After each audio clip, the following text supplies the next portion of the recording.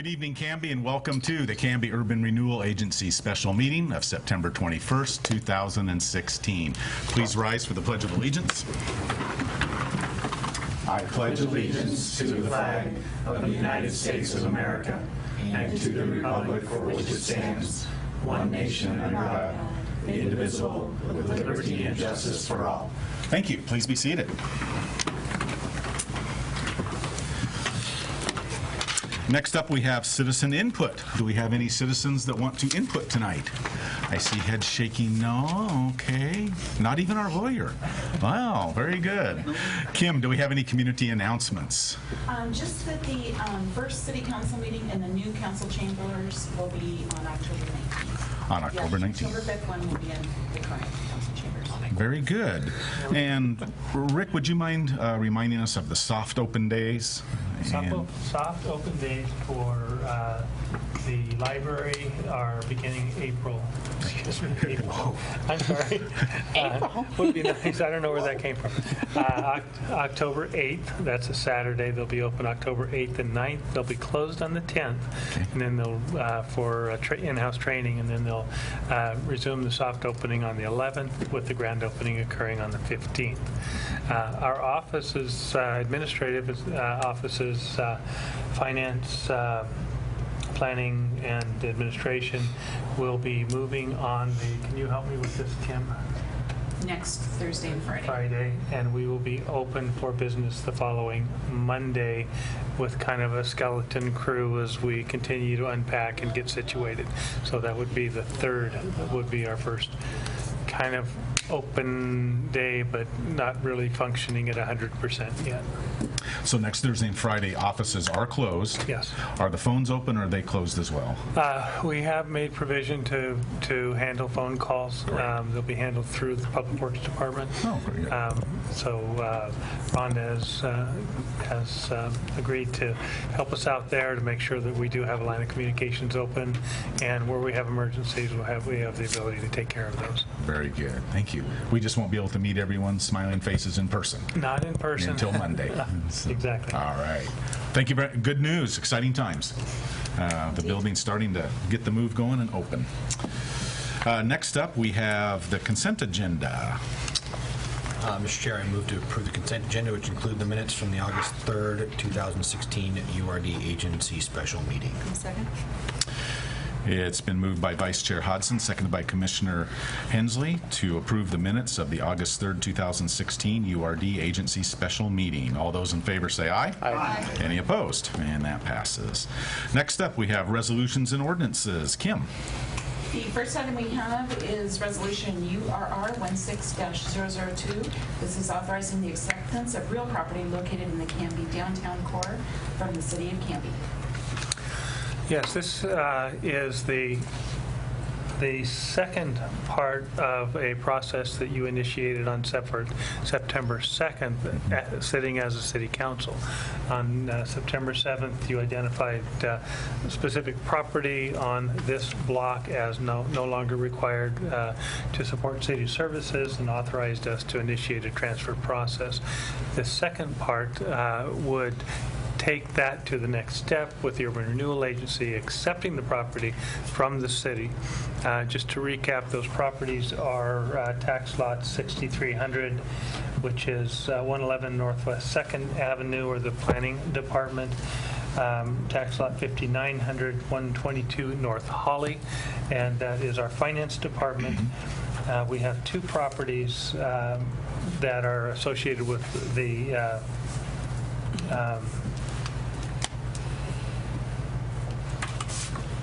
I'm sorry, 122 North Holly is the Police Department building.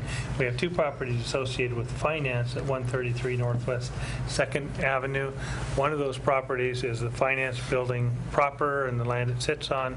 The other is the excuse me, is the parking lot behind the Finance Department that is traditionally used for excuse me, for transit bus parking. And then the final is 182 North Holly, which is tax lot 6000, and that is where our current city hall is located. Staff recommendation is to approve the resolution as presented. Does anyone have any questions for the administrator? Everyone understand what we're up to tonight? Kim, on the motion itself, you do not need the property location details, right? Yep. Okay, very good. So I'm ready for a motion. Mr. Chair, I move we adopt Resolution URR 16-002, authorizing the acceptance of real property located in the Canby downtown core from the city of Canby. I'll second. All right, it's been moved by Commissioner Hensley, seconded by Vice Chair Hodson to approve Resolution URR 16-002, authorizing the acceptance of real property located in the Canby downtown core from the city of Canby. Any further discussion? All those in favor, please say aye. Aye. Any opposed? And it carries 7-0. Kim? The next item we have is Resolution URR 16-003. This is approving a minor amendment to the Canby Urban Renewal Plan to add projects and properties to the plan to accommodate civic block redevelopment. So before you today, you have a resolution as well as a revised urban renewal plan. This is one of several steps that Rick had mentioned to facilitate Hamlin development. The specific changes we're asking for today is, of course, to add the 5 properties to the list of appropriate properties in the urban renewal plan. Some of them, many of them aren't. We also wanted to remove any references to the previous library and retrofit of City Hall into council chambers because that's no longer a vision. And we would like to add language that encourages partnering with the private sector, encouraging redevelopment and reinvestment in public buildings for commercial use. And then finally, to add the quiet zone specifically as a project. It's always been there in reference, but it's very important to this particular project, as you can imagine, with 69 apartments right near the railroad tracks. So what we've done is laid out the specific sections of the urban renewal plan for you to look at. And with that, I'd encourage you to adopt the resolution and the updated plan. I would note that this did flow through Barry Elsner, our Urban Renewal Council, for their review. Great. And as a reminder, Rick, while the area that we're talking about, the real estate itself, is within the urban renewal district, we have to be very specific in the urban renewal plan as to what we want to do.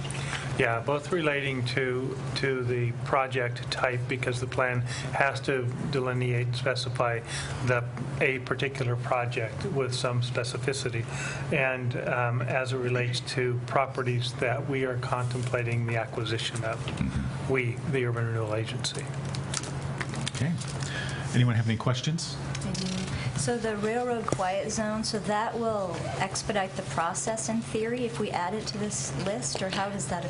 Right. If you need to specifically itemize projects in the urban renewal plan to be able to allocate resources to them, and we've mentioned transportation access and those kinds of things where the quiet zone could have fit, but since it's particularly important to the Hamlin development as well as other businesses downtown, we thought since we were updating the plan anyway, let's add that one since it's important to the Hamlin development specifically. And I need to take some responsibility for this because this is the quiet zone should have been a project within the urban renewal plan over the last couple of years since I've been here, and we did not make that plan update. And so it should have been in there whether the Hanlon project was moving forward or not. It is even more important now that it moved forward. And so I want to express my appreciation to Renata for catching the fact that although we continuously talk about the quiet zone as an urban renewal project, we had never formally specified it in the urban renewal plan. So thank you. Clint? I was just going to ask, would the quiet zone range from Elm to Ivy? Is that kind of the target area? Well, the project is envisioned from Ivy, yes, exactly, from Ivy to Elm. And we do have some good news along that. We are working successfully now forward with ODOT, and we're hoping to get funding for a significant portion of the project. We're hoping to hear fairly soon whether that's successful. And they have agreed, at least tentatively to accept the project for engineering and design, and that's important. And then, obviously, next comes any right-of-way acquisition that would be required of the project, and then I believe that they'll initiate and manage the construction portion of it as well once funding has been identified. We're fortunate to have a strong state representative supporting the city's effort to acquire the quiet zone. And I'm trying to think of the gentleman's Bobby name. Lee. He's with Bobby Lee. Oregon Solutions team. And his job is to corral federal and state agencies and move them forward in a positive direction. He's doing a great job for Canby. In a positive direction. Positive. Oh, okay. Positive direction. He's been very, very proactive in supporting our efforts. Very good. That's wonderful. May I ask a question? Before we decide to move it to the urban renewal list, the railroad quiet zone, how were we proposing to fund it, or which list was it on back before? It's always been proposed to fund from urban renewal, but we've never taken the technical step because the discussion it's within our urban renewal boundaries. Discussion has always been to make it a part of the urban renewal plan, but we had never taken the formal step required to expend urban renewal funds to address this particular project. And so we're just formalizing something that has been informally understood for a period of time. And again, Renata picked up that fact and brought it forward, and so we were able to make that change this time around. We've always had it kind of as a line item on our budget for the URA, But we had to formalize wasn't it in the plan. with an addition to the plan. officially in the plan, which to do it, we would have to put it in the plan. While we're talking about Renata, I would like to announce to everybody, and I'll get the title wrong, and so please correct me, Renata, but Renata has been selected the Economic Development Director of the Year by her association. Wow. Congratulations. And we're very fortunate to have her. Very good. Very good, Renata. So now we have a Main Street Manager of the Year, Yep. Economic Development Director of the Year. This is kind of putting pressure on the other departments. I tell Raise you the what, bar over there. it is a high bar. Well deserved. Very good, Renata. I figure if it gets high enough, it can scoot underneath. Very good. Does anyone have any other questions on this matter? Mr. Chair, I move we adopt Resolution URR 16-003 approving a minor amendment to the Canby Urban Renewal Plan to add projects and properties to the plan to accommodate civic block redevelopment. Second. It's been moved by Commissioner Hensley, seconded by Commissioner Height, to approve URR 16-003, approving a minor amendment to the Canby Urban Renewal Plan to add projects and properties to the plan to accommodate civic block redevelopment. All those in favor, please say aye. Aye. Any opposed? And it carries 7-0. Kim? The next item is Resolution URR 16-004. This is authorizing a transfer of appropriations from contingency to materials and services contract and Wade Park line items in the Urban Renewal General Fund. Yes, and there are two components to this, and first I'll speak to the Wade Park $6,500 request. I'm really excited about this. This is an opportunity to do an improvement to the gazebo at Wade Park that we've been talking about from, I think, the week that I arrived, and that is retrofitting with steel posts the gazebo so that those wood posts that support the roof structure, which rot out every few years, will have permanence as steel posts. We did some working with Jeff and Ben and our parks staff. We began to look at this several weeks ago. The catalyst for it was actually something that happened several weeks before that, and that was an inquiry from the Canby Arts Association, who had solicited and acquired a $650 grant from the Mount Hood Territory 2016 Community Partnership. And that $650 grant was for the purpose of repainting and making the gazebo look really nice. When we looked at the gazebo and realized that we had the foundation of parts of it were literally rotting, it didn't make a lot of sense to do something temporary. And so we reached out to the granting agency, the Mount Hood Territory, and were able to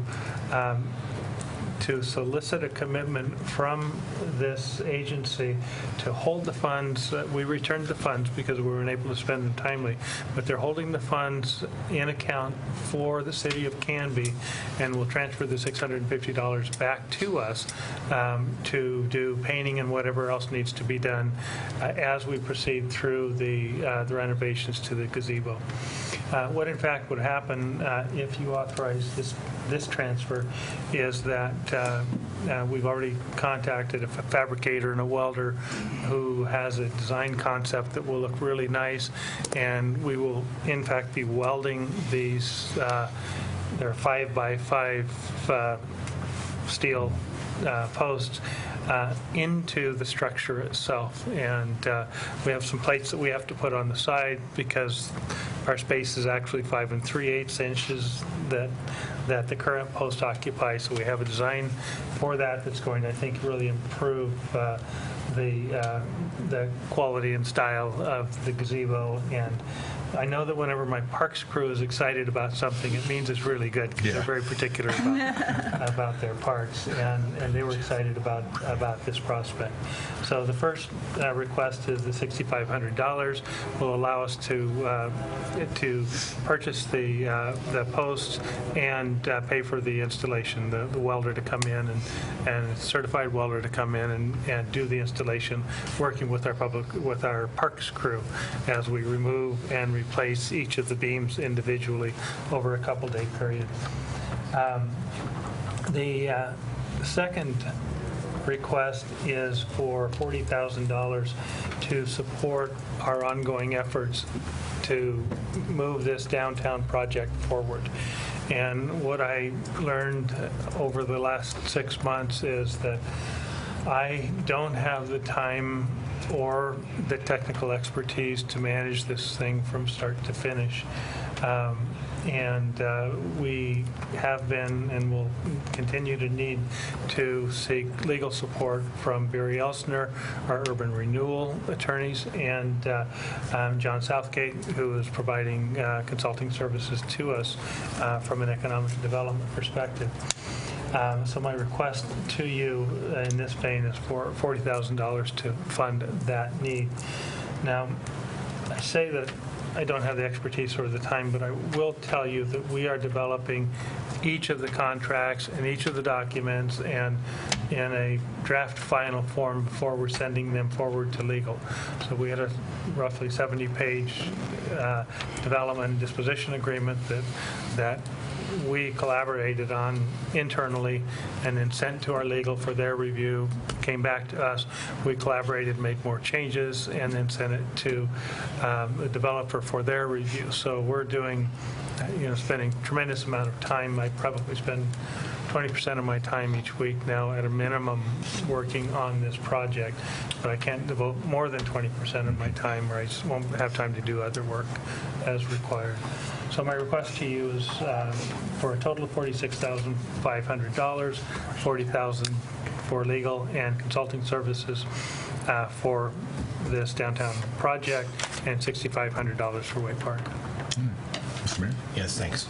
Question, Rick, you mentioned the development disposition agreement. Can you elaborate a little bit on what that entails? It's similar to a purchase contract, only with a great deal more detail.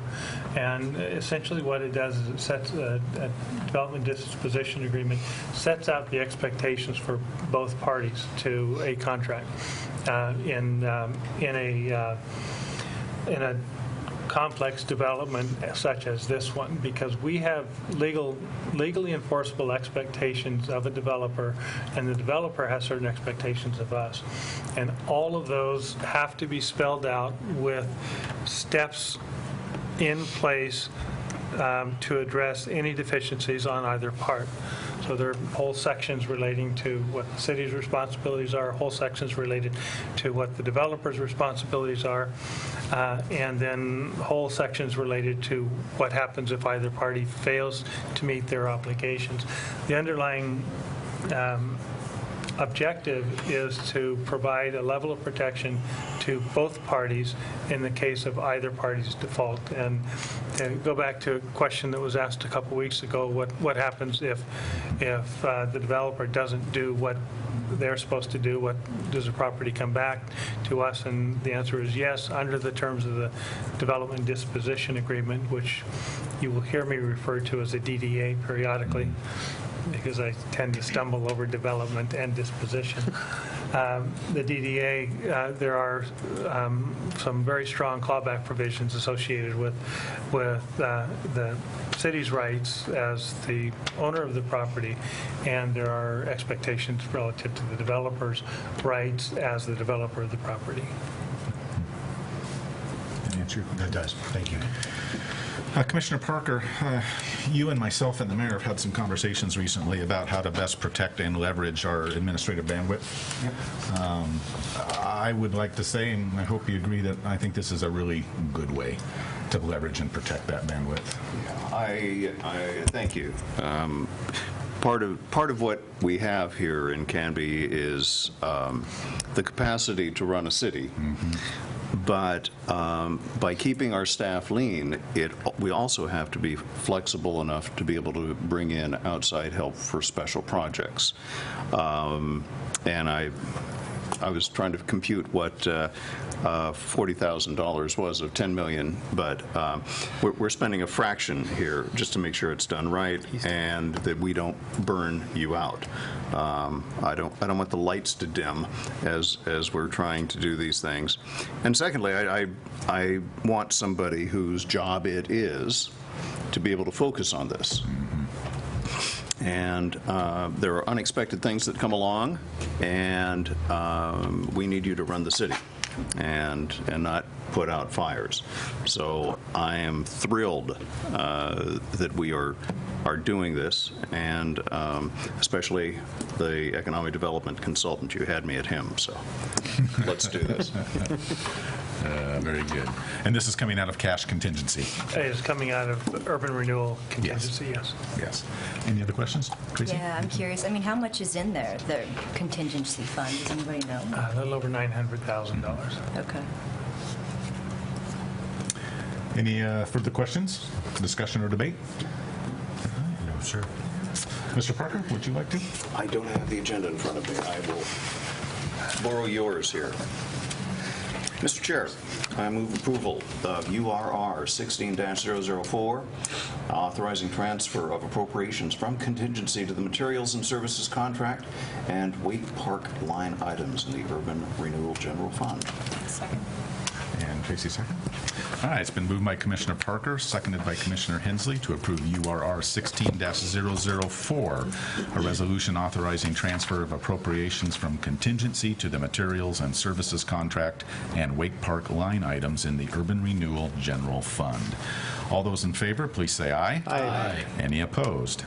The motion carries 7-0.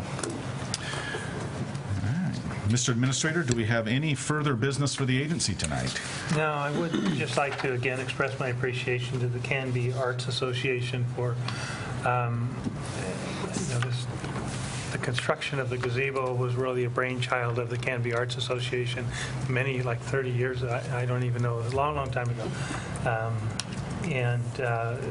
And they endeavor always to maintain a pristine gazebo, and I just really want to express my heartfelt thanks to them for keeping this very, very special part of Canby kind of at the forefront of all of our thoughts. This is an important project for me, and it's one of the ones that I had on my to-do list for the time that I was in Canby, and so it's important to me, and I appreciate your support. Thank you very much. Thank you. No further items then? No. All righty. Take a motion to adjourn. So moved. Second. It's It's been moved by Vice Chair Hodson and seconded by Commissioner Hensley to adjourn. All those in favor say aye. Aye. Any opposed? We are adjourned. Thank you, Canby. Stay tuned. In exactly 32 minutes, City Council will commence. We'll see you then. Good night.